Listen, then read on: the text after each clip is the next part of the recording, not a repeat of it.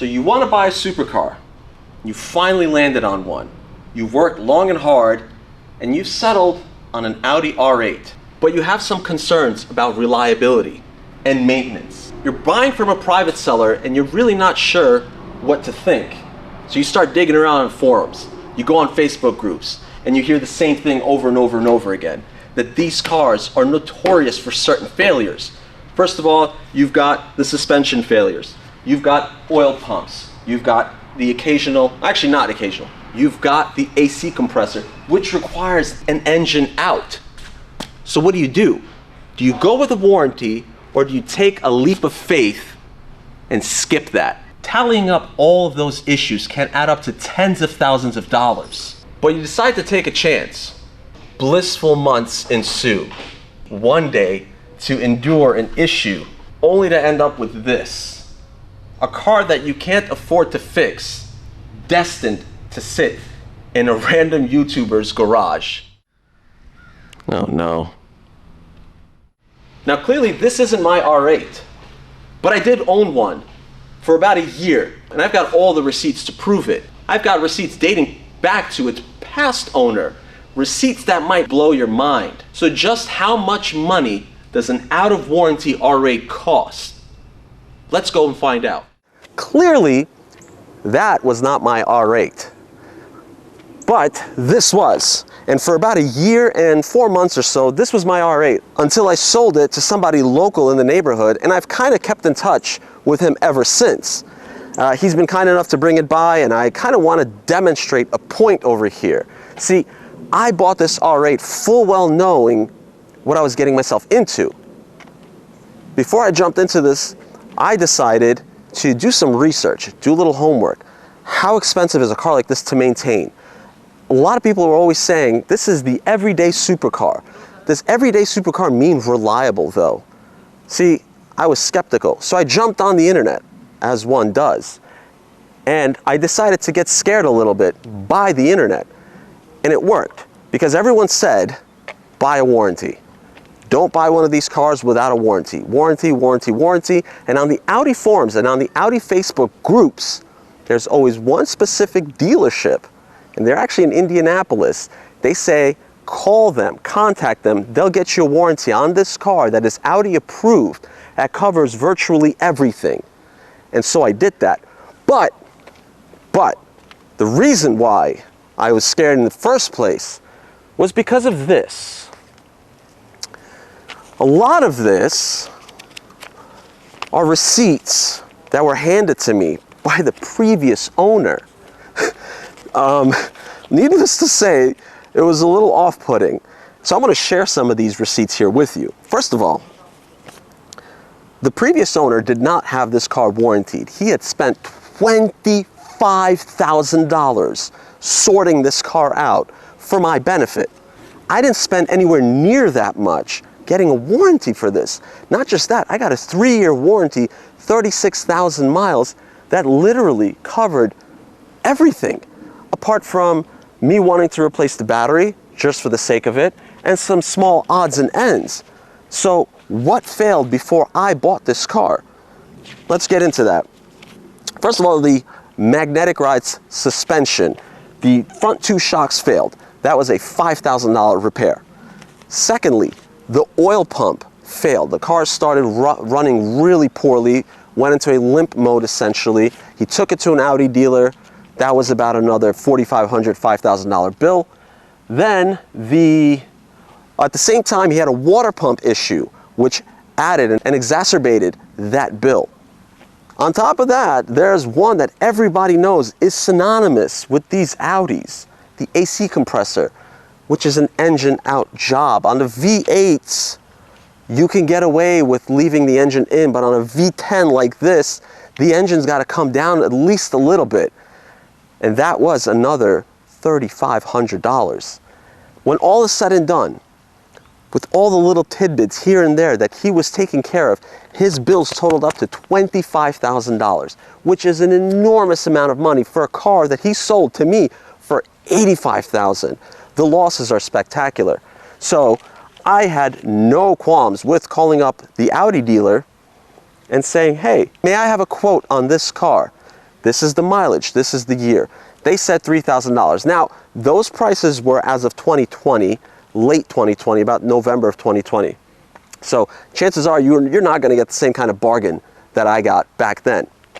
This car is still warranted, actually. The current owner who bought it after me, I had told him, warranty this car, and he had said, why? Well, I said, well, even though it's an Audi and everyone says it's reliable, in my experience, for the year and 4 months that I had it, it actually wasn't that reliable either.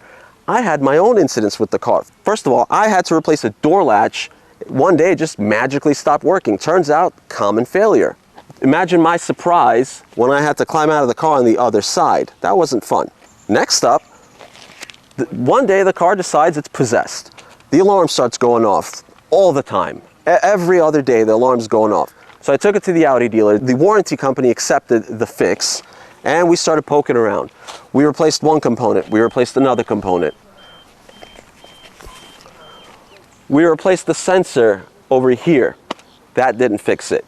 We replaced the alarm module itself. That didn't fix it. So finally, I decided, well, you know what?